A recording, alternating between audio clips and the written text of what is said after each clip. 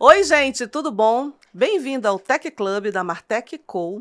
E é mais um episódio que a gente está trazendo aqui para o canal. E esse episódio é patrocinado pela Eagle Holding, uma empresa de outsourcing de equipamentos que fica lá no Centro-Oeste, mas que atende o Brasil inteiro. Se você precisar de equipamento para sua empresa para fazer a transformação digital, procura a Eagle Holding. E hoje o nosso Tech Club traz um médico renomado, que faz todo um projeto aqui no Rio de Janeiro, de banco de córnea, de banco de transplante, Dr. Gustavo Bonfadini. E é um prazer estar aqui com ele, porque ele é um médico que eu tenho muito respeito e experiência. Ele é médico da família, fez transplante no meu marido e, para mim, é o melhor cirurgião que a gente tem aqui. Tudo bom, doutor Tudo Gustavo? jóia, Ieda. É um prazer estar aqui contigo e poder falar um pouco mais sobre o trabalho que a gente desenvolve aqui no estado do Rio de Janeiro e também sobre tecnologia, Marteco, que a gente acabou se conhecendo por uma questão de saúde, né, do Flávio, e acabamos virando amigos e depois você prestou uma assessoria que a gente provavelmente vai falar aí para a construção da minha clínica em Ipanema, né? Toda essa parte do digital que vem por trás antes de preparar todo um projeto de estruturação, de fazer entrevistas, enfim. Então, parabéns, é um prazer estar aqui contigo para poder falar e poder divulgar um pouco mais do seu trabalho, do meu trabalho e também, por que não, falar sobre doação de órgãos e tecidos, mais especificamente de córnea. Pois é, o doutor Gustavo tem uma formação brilhante. Eu queria que você falasse um pouco para as pessoas te conhecerem. Isso é importante no Tech Club. A gente tem um público de tecnologia, sim, mas a área de saúde é a segunda área que mais é desenvolvida com tecnologia no mundo. Sim. Então, você mesmo, eu sei que você é um tech, né? A sua clínica é toda digital, você usa equipamentos todos de ponta, tudo sincronizado. Mas fala um pouquinho quem quer conhecer o Gustavo, onde o Gustavo está. Está no Rio, mas está no Brasil todo também, né, Gustavo? Você dá palestra, faz congresso, está presente em tudo e está fora do Brasil também. O que que acontece? Eu fiz a parte de medicina aqui no estado do Rio de Janeiro e queria fazer a parte de transplante de córnea. Isso era em torno de 2010 e não tinha no estado do Rio de Janeiro, naquele momento, nenhum banco de olhos.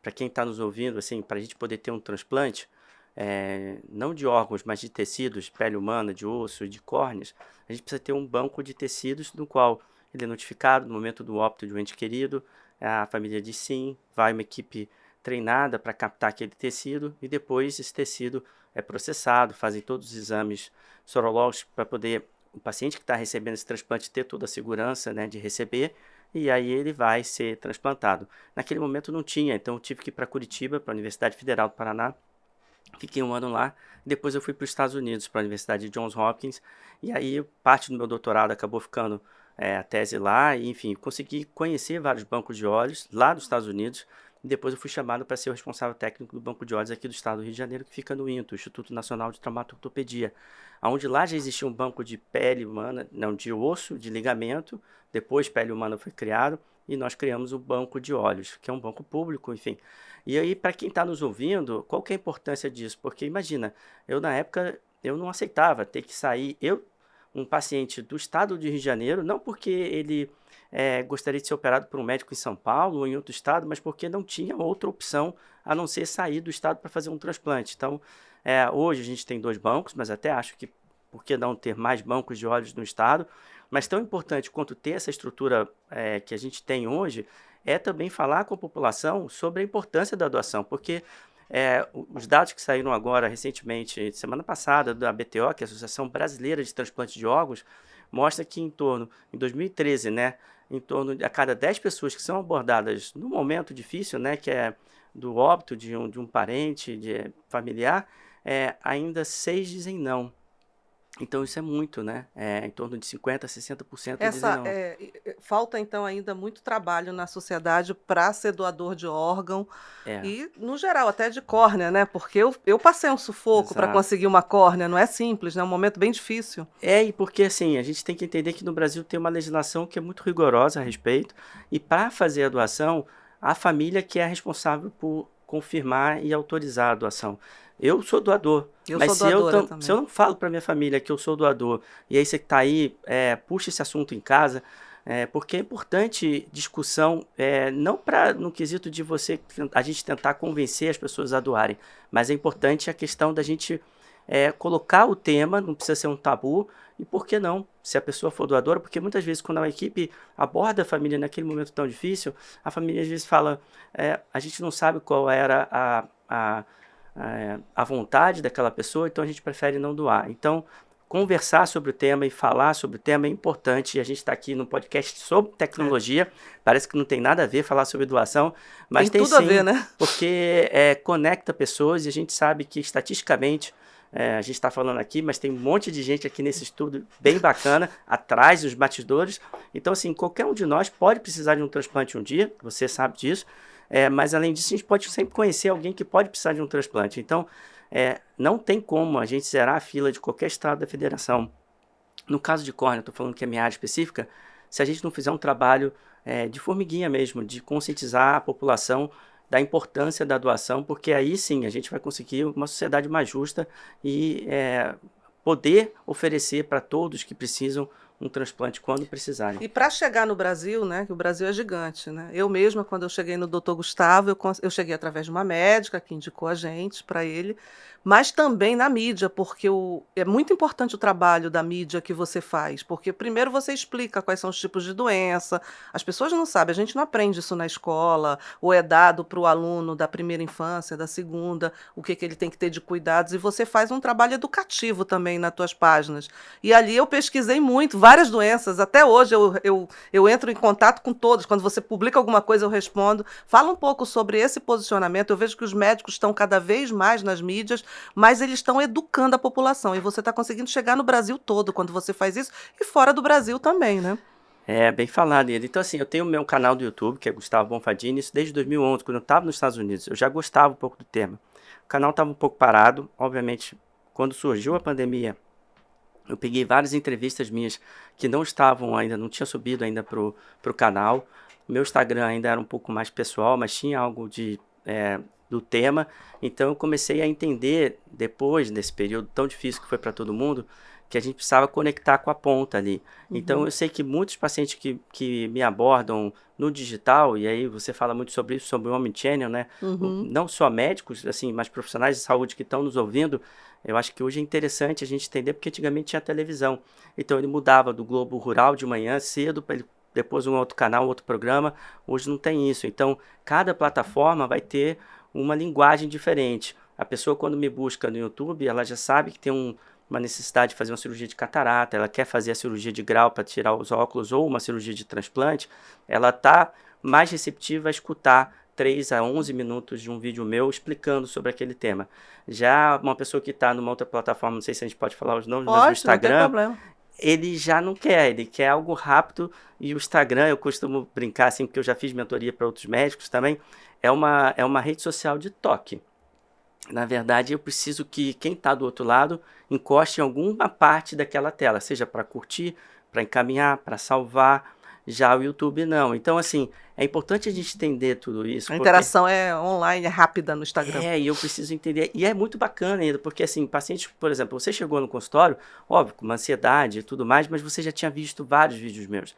Então você sabia quem era o Gustavo Bonfadini, você sabia qual era a minha área de atuação, no que eu sou especialista, e isso é muito bom para nós médicos e profissionais de saúde, porque vai conectar com a ponta, com aquele paciente que quer se conectar com você. Então, assim, óbvio, toda a estratégia que a IDA tem, junto com a Marteco, a gente consegue fazer com que o paciente lá na ponta, ou um potencial paciente, possa se conectar de forma mais fácil, e às vezes ele já entra no consultório sendo fã até. Eu falo, gente, eu não sou famoso nem nada. A pessoa, não, você que é o Dr. Gustavo? Eu falo, mas é porque ele já me viu tanto, me assistiu, viu entrevistas minhas. É a confiança também. Exato, e isso facilita bastante.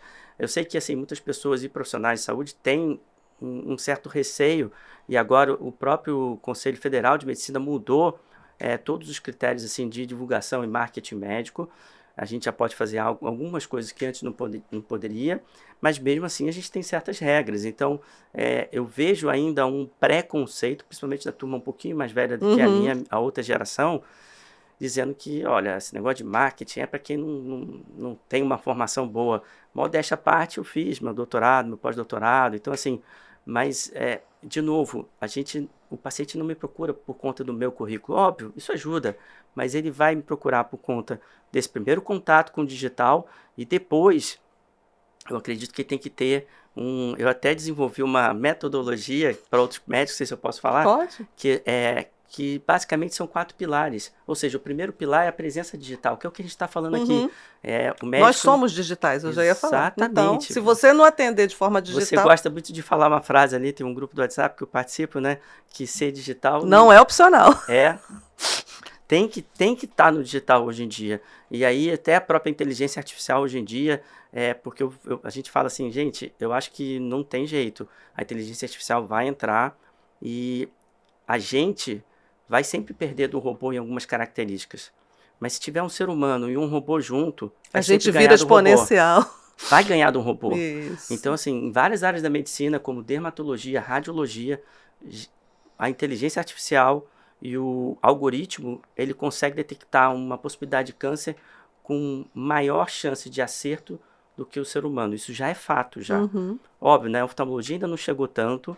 A gente precisa examinar o paciente, então teleconsulta, às vezes, para Mas os oftalmologia é bancos difícil. de dados da oftalmologia hoje conseguem te dar um Big Muito, Data em que muito. você pode ter, por exemplo, uma visualização de tipos, onde mais acontece. Por exemplo, ceratocone, que é a doença que eu convivo com ela há anos na minha vida. Tem características, né, de como ela surge, a idade que surge, se tem mais em região, se é mais em homem, se é mais em mulher. Isso são dados analíticos, que a gente fala, o business analytics, que vem dos dados do médico E do próprio paciente. e do paciente. Porque o que vai acontecer hoje já é uma realidade, então hoje a gente consegue fazer um exame que na época do Flávio não tinha, que é a tomografia de córnea, e aí com isso eu consigo fazer um score para dizer, olha, você já tem ceratocone ou você não tem ceratocone. E qual é a chance de você ter? Olha, então vamos tratar uma possível alergia e não coçar os olhos, que hoje a gente sabe, antigamente não sabia que o coçar os olhos faz com que a córnea fique mais propensa a ficar deformada e o grau aumentar. Então, você que está nos ouvindo aí, essa é a dica assim, de ouro desse podcast digital, mas também de saúde, não coce os seus olhos. Porque a gente, quando fica numa tela digital, seja uma televisão, um tablet, um computador, um celular, a gente pisca menos. E aí resseca um pouquinho mais os olhos, irrita, e de vez em quando o paciente vai lá e coça os olhos. Então, você está nos ouvindo, não coce os seus olhos. Se você coça muito os seus olhos, procure um médico oftalmologista, porque aí ele vai saber te dizer se você tem ou não tem algum problema e se precisa tratar essa alergia e não coçar os olhos. Porque pode ser só uma alergia respiratória, né? Porque realmente coça. Exatamente. E as maquiagens, hoje, todos esses procedimentos também em mulheres, né? Acaba dando algum problema na visão.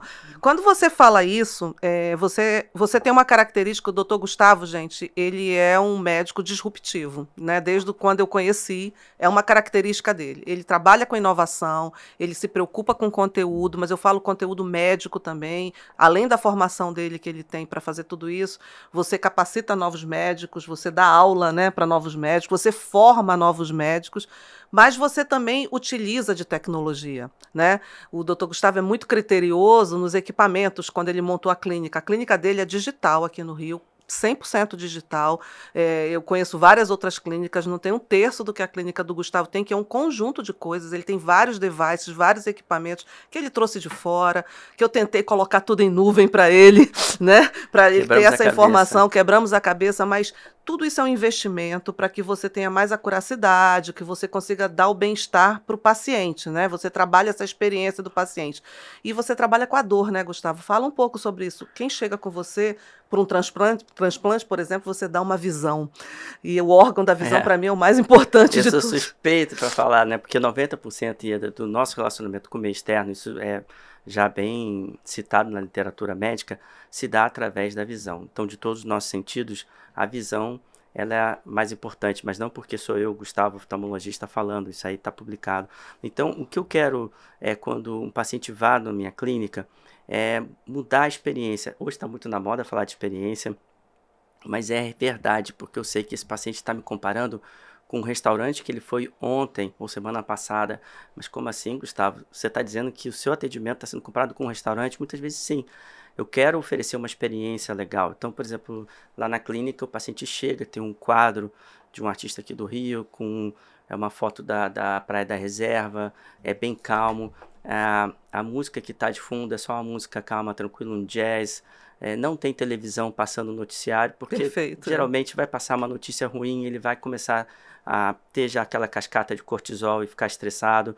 A arquitetura do teu consultório foi toda desenhada para o bem-estar do paciente. Aí se ele chega lá e, por exemplo, ele tá hoje nossa televisão é o celular. Então a atendente já oferece, você quer um carregador para o seu celular?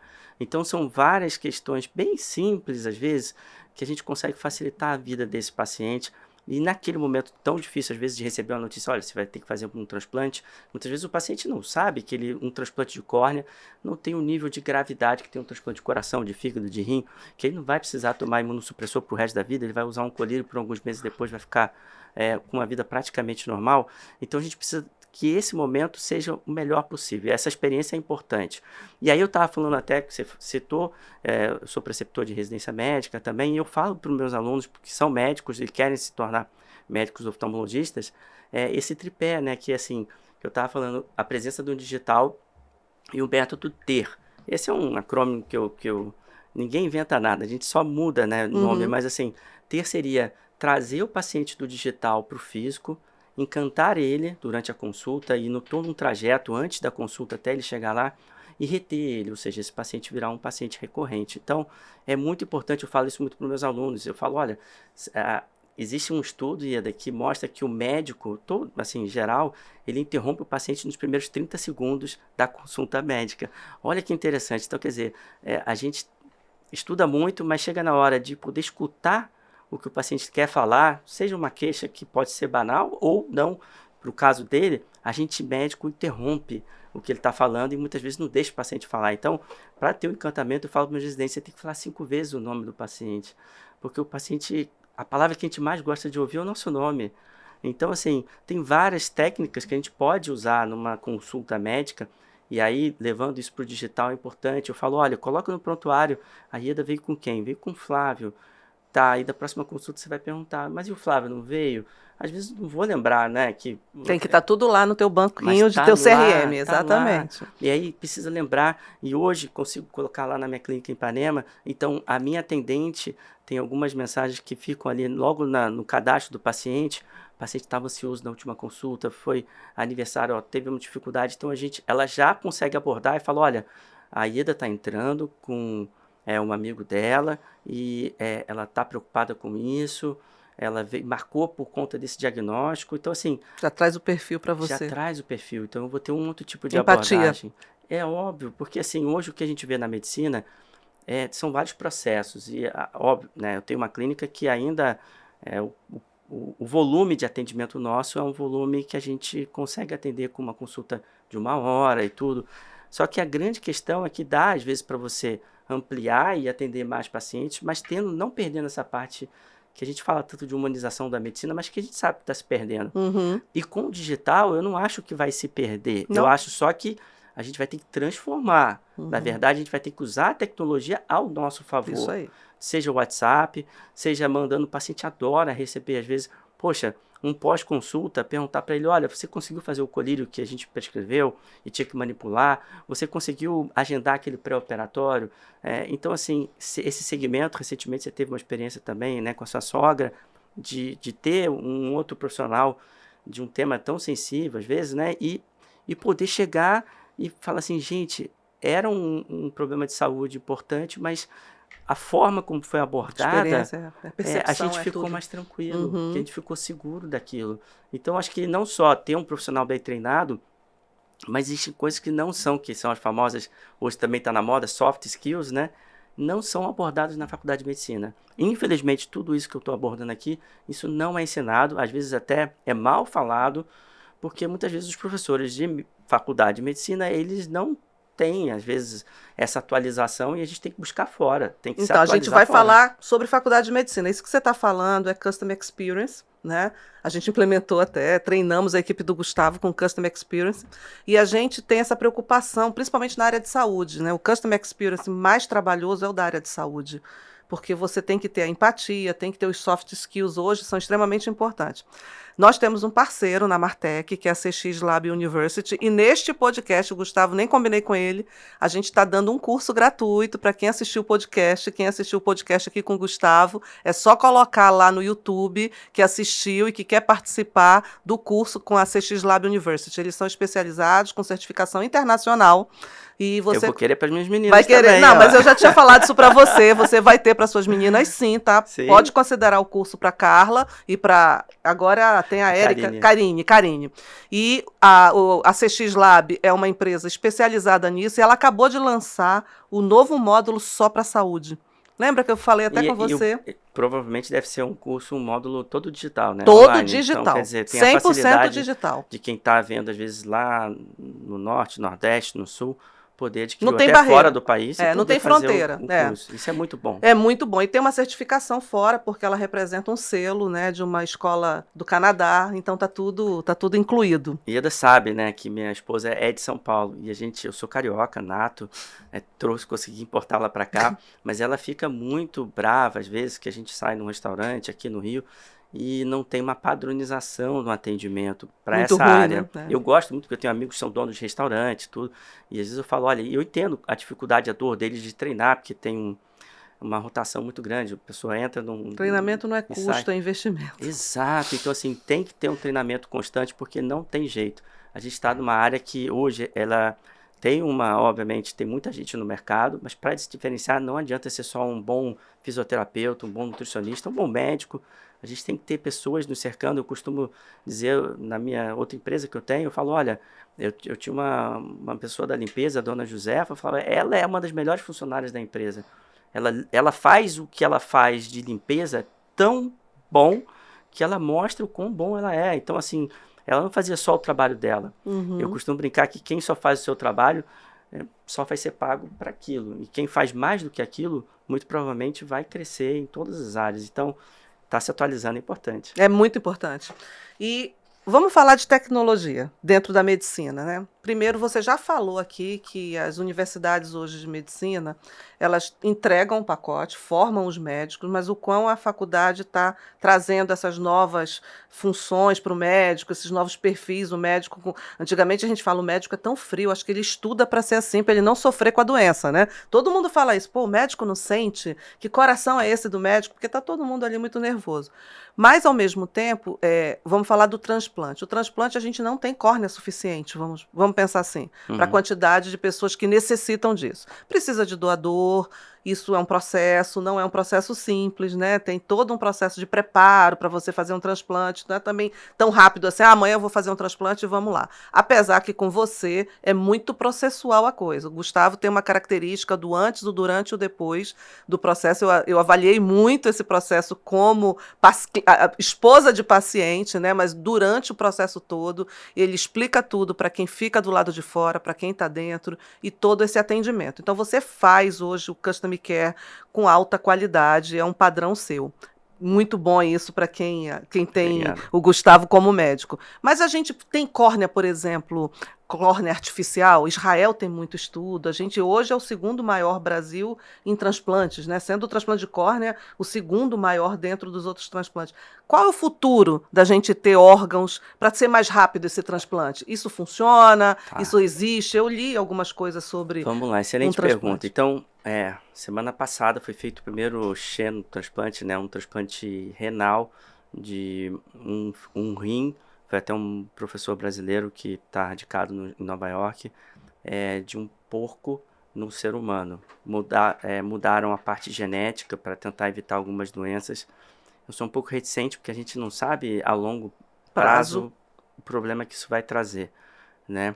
Mas, enfim, voltando à sua pergunta em relação a córneas, o transplante de córnea é o único que é capaz de ser zerado a fila no Brasil. Por quê? Vou explicar. Quando a gente morre, qualquer um é potencial doador de transplante de córnea. Se tiver de 2 a 80 anos e não tiver doenças assim, infecciosas graves, como hepatite B, hepatite C, HIV, são critérios ali, o paciente é um potencial doador. Então, a gente só precisa que seja notificado o óbito mandado para a central de transplantes e essa notificação Mas vai a córnea envelhece, então o ideal é ser mais jovem ou não? Não, de 2 a 80 anos a gente pode Interessante. captar Uhum. e, teoricamente, mas ele operou catarata, ele não tinha visão por conta de glaucoma. Não tem problema, ele é um potencial. Não sei se ele tivesse uma doença na córnea, aí ele não poderia Uhum. ser um doador.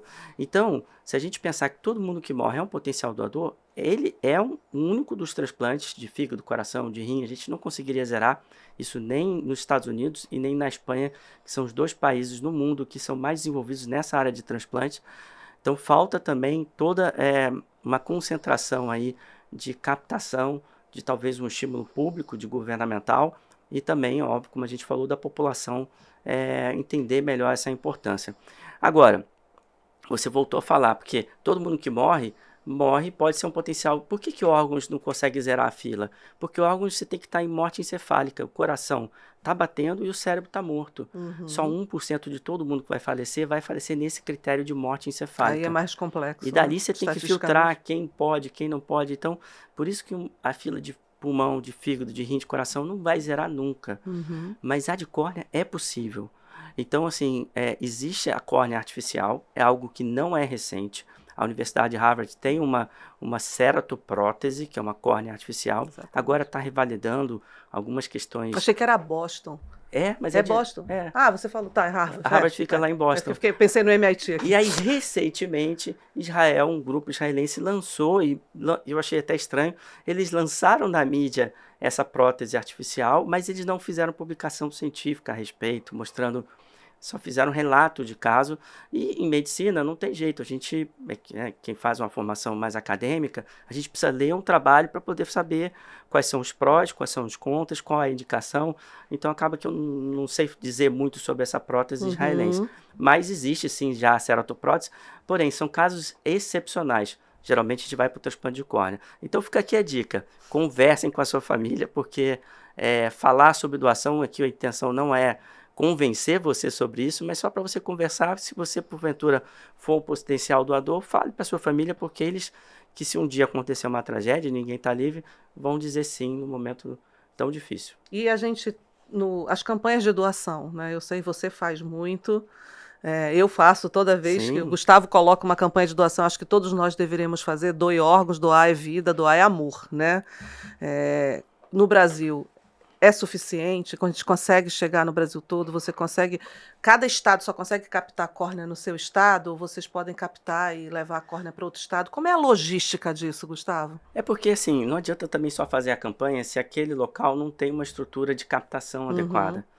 E a gente é um país quase continental, né? Isso, é gigante, né? Exatamente. Então, assim, a gente vê que os números, o estado que mais faz é São Paulo, realmente. Rio de Janeiro já esteve muito ruim, já esteve melhor agora, depois desse período tão difícil, nos últimos 4 anos, a gente está tentando recuperar. São coisas sazonais, quando tem um falecimento de uma pessoa famosa, e aí doa-se, a gente sabe na mídia, aí teve a época do Gugu e tudo mais, aumentam as doações, então as pessoas ficam mais sensibilizadas com o tema, depois o tema volta, sai da mídia. Então, assim, não é um problema só de um fator, é multifatorial para a gente poder realmente alcançar o status de Vila Zero, que é possível, mas é difícil. Tem programa do governo para estimular? Especificamente para a córnea, não. Agora então acaba que, assim, os bancos públicos, os bancos de olhos, né, eles recebem um financiamento público que é defasado, mas não é nem questão disso. O que a gente verifica é que faltaria um incentivo maior e, de novo, vão dados aí da OMS, quase que 5% da população no mundo tem algum problema visual grave. E se a gente for entender que os problemas de doenças da córnea, seja ceratocone, distrofia de Fuchs ou a córnea gutata, problemas de trauma, são a segunda causa reversível, só perdendo para catarata. No Brasil, estima-se que quase 50 mil brasileiros tenham problemas de córnea e que em algum momento vão precisar de um transplante. Então, são dados expressivos, que grande parte dessa população está em vida economicamente ativa e poderiam estar trabalhando, e às vezes acabam reduzindo a carga de trabalho ou até parando de trabalhar. Então, assim, é impressionante o quanto a gente pode mudar, né? Você tá aí, você sabe na pele como que através de um transplante. E o que mais me sensibiliza, às vezes, não é só ver a recuperação do paciente, mas é ver quanto que ele impactou nas famílias que estão em volta, seja esposa, marido, filhos. Então, assim, a gente não transforma a sua vida daquela pessoa. São outras vidas impactadas. Então, por isso que é sempre bom a gente estar falando sobre o tema e da importância, Não, né? ontem, o transplante de córnea eu vivo com o transplantado, de vez em quando ele está deitado, assim, olhando alguma coisa, ele diz assim, nossa, eu estou vendo melhor. Do nada, assim, você tem É, um salto na visão, e isso, assim, não tem preço. não. A gente vibra a cada visão que vai ampliando. Quando você fala nesse processo todo de banco de dados, né? O banco de dados hoje para transplante é um banco de dados Brasil, né, Gustavo? Na verdade, a gente tem um SNT, que é o Sistema Nacional de Transplante, que ele adquire essas informações, e também tem um outro banco de dados, que é pela Associação Brasileira de Transplante de Órgãos, mas o oficial é pelo Sistema Nacional de Transplante. Mas, por exemplo, existem doenças que a gente às vezes não tem isso bem... as estatísticas dos Estados Unidos são muito melhores compiladas, né? Então, nos Estados Unidos tem uma doença que eu faço muito transplante, que é a minha área de atuação, que é a distrofia endotelial de Fuchs ou córnea gutata. 4% dos norte-americanos, pessoas que são dos Estados Unidos, acima dos 40 anos vão ter essa doença. Nem todos vão para o transplante endotelial de córnea, mas muitos vão precisar de um acompanhamento com um médico especialista. Muito provavelmente a gente não tem os dados brasileiros. Então, a gente estima que estão sendo subdiagnosticados e aí a gente não tem esses dados em mãos. Então, ter dados, tem aquele lema, né? Assim, a gente não consegue mudar algo que você não tem os dados. Até Uhum. para compreender o problema e depois de ter o problema em mãos, saber quais são as estratégias para poder resolver aquilo ali. Então, assim, a gente que trabalha com muitas doenças e especificamente falando aí de transplante, é interessante ter os dados até para poder mostrar para gestores, olha, o grau de importância de prevenção dessas doenças. Falei agora do ceratocone para evitar coçar, assim, a gente faz sempre campanhas. Tem um médico aqui no Rio de Janeiro, o Dr. Renato Ambrosio, que ele lançou uma campanha mundial, Junho Violeta. Então, na época de junho, a gente divulga a importância de não coçar os olhos, Uhum. porque a gente entende que tão ruim quanto a doença, seja qualquer doença, é a falta de informação. Então, está sempre falando, e a gente tem aqui a oportunidade de estar nesse podcast, falar sobre doação, falar sobre doenças da córnea, mas também sobre oftalmologia e a questão do digital, é importante, e não só para quem está nos ouvindo, às vezes não é oftalmologista, é profissional de saúde, como é que eu consigo me inserir num contexto de estar no digital, obviamente respeitando, cada pessoa tem, né, um certo dom de poder falar ou não. Tem gente que fala mais, tem gente que fala menos. Às vezes eu vejo pessoas que falam assim, nossa, mas você fala tão bem. Eu falo assim, pega o primeiro vídeo de uma entrevista que eu dei há, sei lá, É 5 anos evolutivo, né? atrás.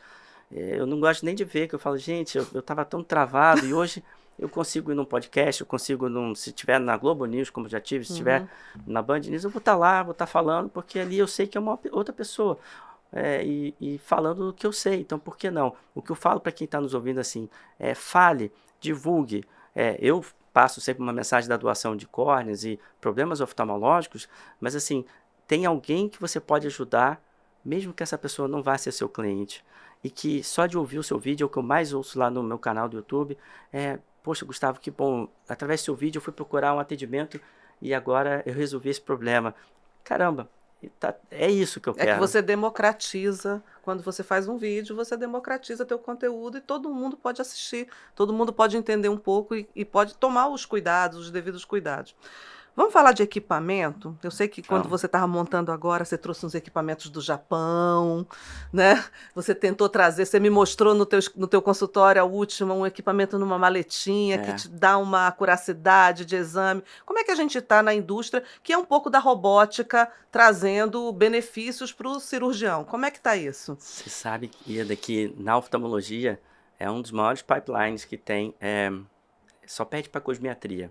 Então tem Hum, uma área, por exemplo, da oftalmologia que é a retina, né, que é a parte interna dos olhos. Então existem doenças como o diabetes, e esse paciente às vezes pode ter uma doença que chama retinopatia diabética, ou doenças na mácula, e muitas vezes existem medicações que vão lá dentro, através de uma pequena injeçãozinha, e essas medicações elas são antiangiogênicas, ou seja, elas inibem o crescimento de vasos novos. Isso faz com que um paciente que era praticamente cego volte a enxergar, mas ele precisa ficar acompanhando. Então, Existe um investimento muito alto na oftalmologia e cada vez mais grandes grupos econômicos estão entrando também para fazer a parte de assistência, mas as empresas também de farma desenvolvem também de equipamentos de diagnóstico, desenvolvem cada vez equipamentos mais sofisticados e também mais caros, obviamente. E aí, lá na clínica, o que a gente fez foi trazer o que tem de mais moderno hoje. Então, por exemplo, eu tenho um aparelho lá que é um autorrefrator. Isso tem em todo o consultório, clínica oftalmológica, mas ele tem também um aberrômetro. O aberrômetro, para quem está ouvindo, tá. O que é o aberrômetro, gente? Ele vai explicar, hein? Ele faz uma análise de frente de ondas. Para quem está nos ouvindo aqui, imagina o Hubble, aquele telescópio que fez imagens assim do universo lá fora muito nítidas. Ele tem uma história interessante. Ele chegou a ser lançado e quando os japoneses viram lá, o pessoal falou, ó, tá tudo embaçado. Era uma alteração de micra. Então tiveram que levar uma equipe lá para fazer uma nova alteração.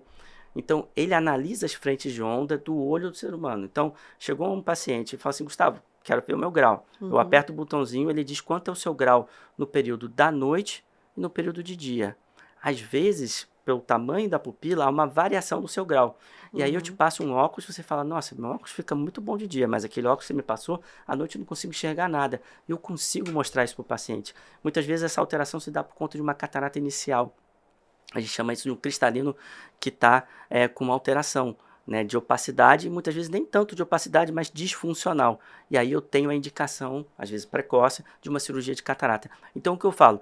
Ter informações, você falou aí, por exemplo, do iCare, que é um equipamento que tem lá na clínica, que mede a pressão intraocular, para a gente saber se tem glaucoma, se a pressão está aumentada, mas através de uma tecnologia de rebote. Ela não é a tonometria de aplanação, que encosta na córnea, tem que pegar o colírio que é laranjinha, nas mulheres escorre, borra a maquiagem, e o anestésico não é de sopro, que também incomoda um pouco mais. Ele chega a encostar na córnea, mas de uma sopro, forma... gente, é que você vai com aquele aparelho que você toma um susto Tem no olho, né? que às vezes vão no consultório e falam assim, ó, eu só vou ser atendido se não for nesse sopro, porque assusta, né? E aí, esse é muito delicado. Minha filha, Nina, de 7 anos, quando chegou em casa, viu aquele equipamento, que ele é portátil, falou, papai, o que é isso? Eu falei, para medir a pressão do olho. Aí eu apertei, ela falou, posso? Ela falou, tá, vou medir a pressão do seu olho. Ela não tem medo, ela é super despachada, assim. Eu medi, ela falou, eu falei, ó, tá 12, vamos fazer na mamãe? Aí deu 14 milímetros de mercúrio, que é uma pressão boa. Aí ela falou, não valeu, eu perdi. Eu falei, não é uma competição, pelo contrário, essa pressão baixa é boa. Mas isso é para mostrar, assim, que hoje a gente tem essa acessibilidade a essas tecnologias. Óbvio, nem todo mundo consegue, às vezes, adquirir e oferecer isso para os seus clientes, mas saber que ela existe, às vezes eu não tenho todos os equipamentos de retina, por exemplo, porque não é a minha área de atuação. E tá tudo bem. Mas você o mais trabalha importante é indicar. você tem um ecossistema. Exatamente. Isso é muito bacana do Dr. Gustavo, porque quando você vai no Dr. Gustavo, existe uma rede que ele tem de médicos também, que ele vai indicando e você tem um tratamento muito interessante. Às vezes eu vejo que o paciente ele fica mais agradecido, não a mim, que resolvi um problema dele, mas ao primeiro profissional de saúde que me indicou.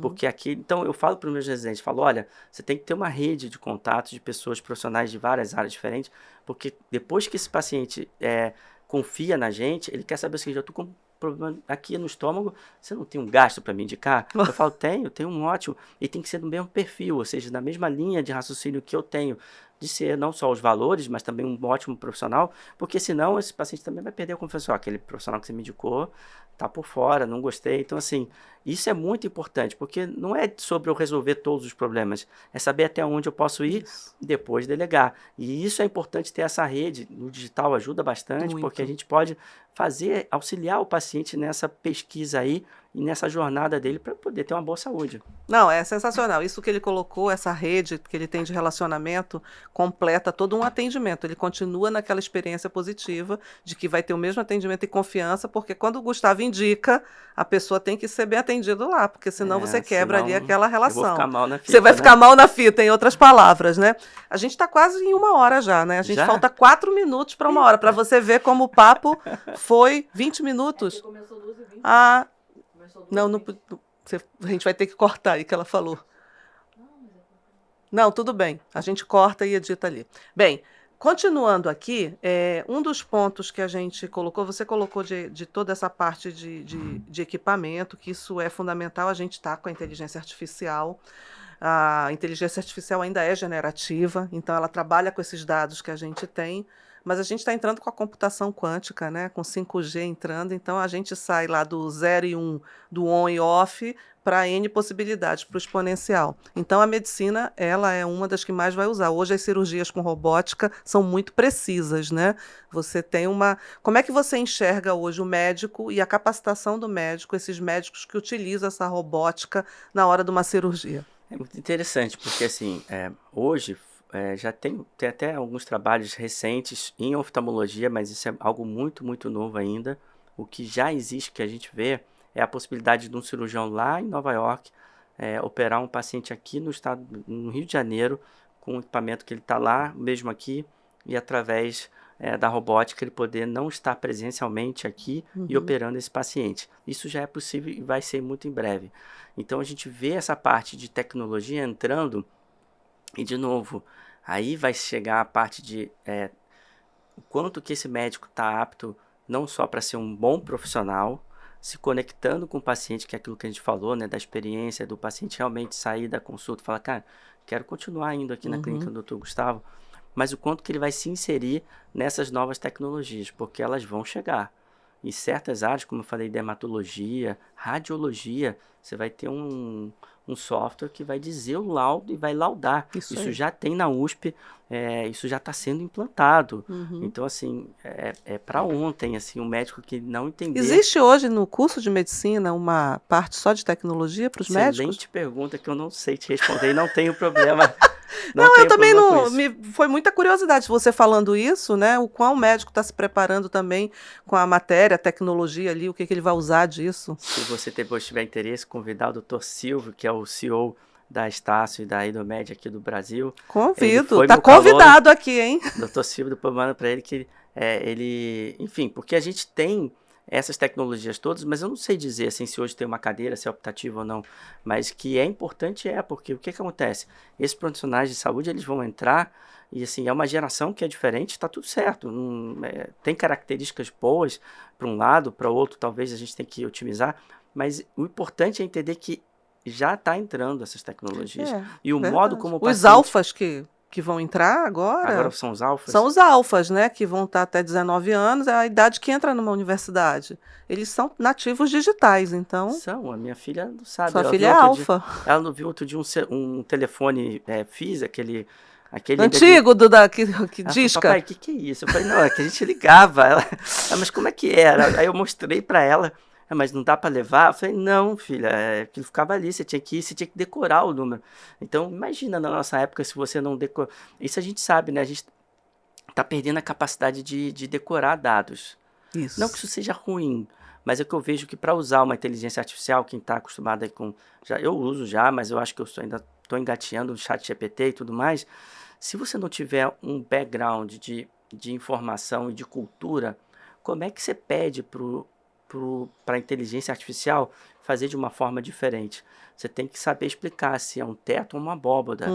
Então, assim, tem estudos já mostrando que essa geração de agora tem 50% menos de vocabulário, a geração da minha filha, do que uma geração de 30 anos atrás, porque eles estão lendo menos. Mas o cognitivo deles e a avaliação deles... É outra também. É super aguçada. Então, assim, como a gente vai lidar com isso tudo? Porque será que vai chegar um momento que o IA ele já vai entender uma explicação simples e ele vai fazer tudo? Será que não? Não sei, mas é que hoje... Pode fazer. Não, eu não duvido. O Elon Musk, parece que eu vi um vídeo dele agora, ele disse que até 2030 superou. A IA vai superar qualquer raciocínio humano. Não sei, acho que igual nunca vai ser, mas a gente vai ter questões diferentes. E se a gente souber unir o digital, né, toda essa tecnologia que você é mestre nisso, com a parte da medicina, gente...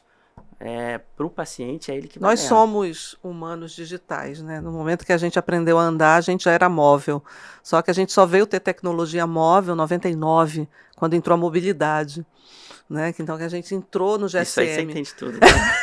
Entrou no GSM. A Ieda, para todo mundo que está vendo aqui, sabe que ela veio dessa área aí da tecnologia, né? Muitos anos de Embratel, né? Uma escola na minha vida, né? E sobre esse mundo de telecom também, você entrou em telecom, né? A telecomunicações facilitou muito. Hoje os pacientes, aí a gente vai entrar um pouquinho na Íris, vamos falar da Íris? Sim. Os pacientes hoje são digitais, como você falou, são móveis, né? Todo mundo quer marcar sua consulta. Pouca gente usa um número fixo para ligar. Ainda tem quem ligue, sim, ainda vai ter quem ligue, vai, não vai acabar todos esses canais, não. Você é omnichannel, como a gente falou, mas você está arriscando e está testando ter um atendimento por robô, né, de forma que você já tenha isso tudo com uma interface. É um projeto que está muito recente na tua clínica, entramos com ela em outubro, Sim. né, e a gente tentou mapear o Gustavo, gente. Eu fiz várias entrevistas com o Gustavo, o assessment do Gustavo levou um volume gigante de dados para a gente conseguir criar algoritmos para ele. Agora a gente está trabalhando na IA para o teu robô, mas fala um pouco disso. É uma experiência diferente, tem gente que ainda é reativo, mas o processo não volta, né? Você tem que preparar o teu público para isso também. Tem que já o terreno estar preparado, mesmo que hoje não é o maior volume de marcações de consulta, tá tudo certo, porque às vezes tem como eu acabo que sou na minha área especificamente sou uma referência, então outros colegas me indicam. Lógico. E às vezes eles dão o meu telefone pessoal para o paciente. E ele te liga. E às vezes eu falo, não, ó, tá aqui o telefone da clínica. Então às vezes ele quer um atendimento mais personalizado para esse tipo de paciente que ele tá me encaminhando. Mas nas mídias sociais e tudo mais, a gente precisa ter esse canal de forma que eu não tire uma profissional da minha clínica para ficar atendendo, e às vezes esse paciente ele está lá no outro lado lá do longe, mundo, isso. E ele não vai vir às vezes para consulta. Então, para isso que foi criada a Iris também, para a gente poder diminuir o tempo de atendimento e padronizar. Então eu consigo com isso, se é meia-noite de domingo, na mesma hora tem uma marcação ali que está junto, conectada com o meu prontuário eletrônico, sabendo qual dia que Gustavo tem o horário. prontuário eletrônico dele, né? Ele não tá ele está testando o dele agora. Isso vai conseguir conversar, e a gente, que gosta de marketing, eu gosto do tema, então, por exemplo, mas da onde veio esse paciente? Ele veio do meu canal do YouTube ou ele veio do Instagram? Ou será que ele veio do meu site? Então, aí com isso eu consigo realmente, o que o digital consegue, diferente de você botar um outdoor, é saber da onde veio aquele lead, né? Lead, para quem está nos ouvindo aqui, seria aquele contato, né? O contato potencial, que entra no funil que a gente fala, e aí... No funil lá, e aí daquilo ali ele vai entrar na Iris, que é o nome que a gente deu para nossa assistente virtual, e através da conversação ali, o paciente vai dizer, quero ou não quero marcar, a consulta é tanto, tudo, e aí ele vai dizer qual que é a área, eu estou querendo marcar uma consulta para cirurgia de catarata, para cirurgia de deixar de usar grau, de refrativa, ou cirurgia de transplante. Então, com isso ele consegue fazer toda aquela experiência, e aí a gente já sabe que ele marcou e qual foi o canal de comunicação que ele veio. Então, no final do mês, eu consigo sentar com o gestor de tráfego, que é aquele rapaz que mexe lá nos botãozinhos do Google e do Meta. Para fazer a melhor campanha, fazer a melhor landing page, né? E falar, olha, eu preciso mudar isso aqui, eu preciso focar mais nesse canal aqui, que é o que está trazendo mais pacientes. Porque também, eu costumo brincar assim, a gente tem que saber qual tipo de paciente eu quero atrair. Isso. Né? Então, tá tudo certo. Eu não sou especialista de retina. Eu não sou especialista em plástica ocular. Então, teoricamente, eu não quero atrair esse. Doutor Gustavo, você podia virar plástica ocular, hein? Já gostei disso. Já vou fazer, já vou ser sua paciente na plástica. Mas eu tenho profissionais para indicar. Então, a gente tem que saber o que é atrair. Tudo que a gente fala, a gente atrai. Eu acredito realmente nisso. Então, assim, se você vai na internet e tem um posicionamento que não condiz com o que você quer atrair, tem uma dissonância aí. Muito bom.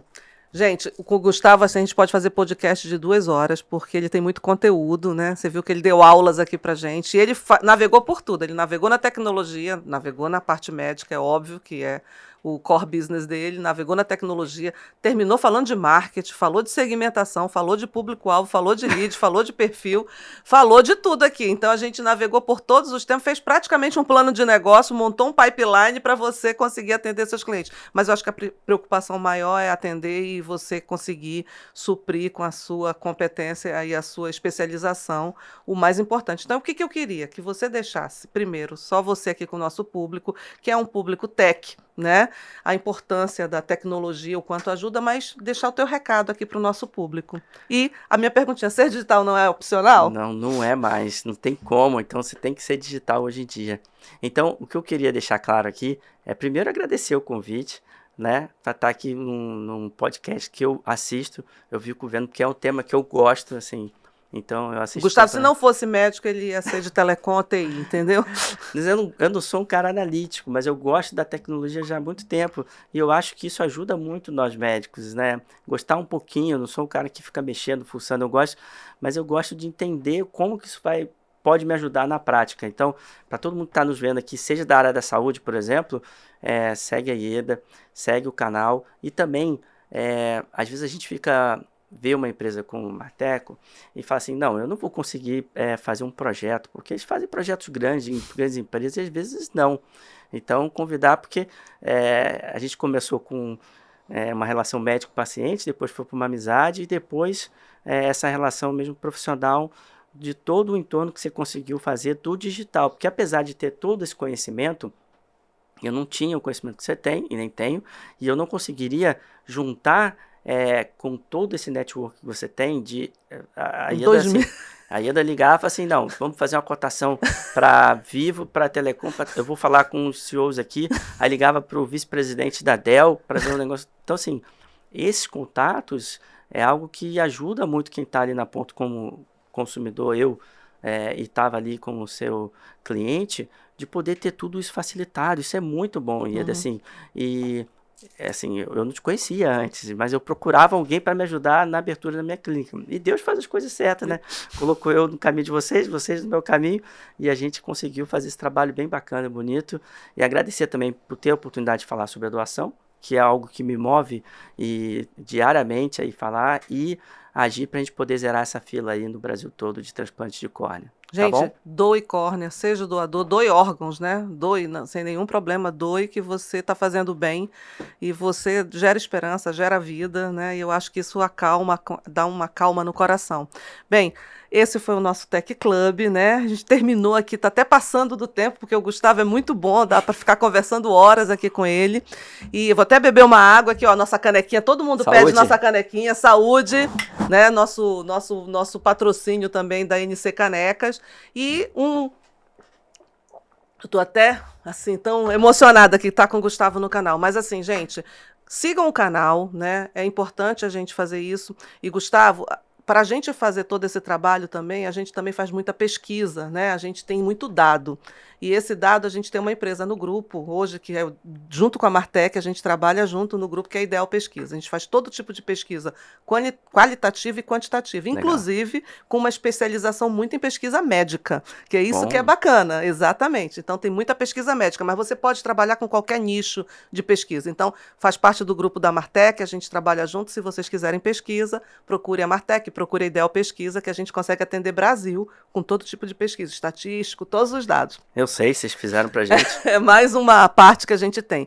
E, gente, esse é o Tech Club, é o canal. O Gustavo vai fazer parte do nosso e-book, né? Ele vai ter um capítulo sobre medicina, sobre oftalmologia, dentro do Ser Digital. Então, vai ter um capítulo com ele, dessa nova segunda temporada, que a gente está trazendo as pessoas que são digitais, são disruptivas e atuam no mercado hoje com essa disrupção, utilizando tecnologia dentro do seu nicho. E você vai estar lá no nosso e-book. Obrigado, eu já vi. Você já viu, né? Você vai estar lá num capítulo com a gente, tem muito conteúdo. Ainda vou fazer umas conversas com você para a gente fazer um capítulo bem interessante. E siga o nosso canal, clica no sininho, né? Dá um curtir, não deixa de compartilhar, porque a gente engaja com isso, porque o objetivo da Martec é democratizar o conhecimento da tecnologia, porque ser digital, gente, não é opcional. Nós somos digitais e a gente tem que se adaptar e correr atrás disso, porque tecnologia e inovação faz parte e a gente precisa estar conectado, e a tecnologia dá essa conexão. Obrigada, Gustavo. Eu que agradeço. Foi muito bom ter você aqui e até o próximo Tech Club, gente. Tchau. Tchau, tchau. Até mais.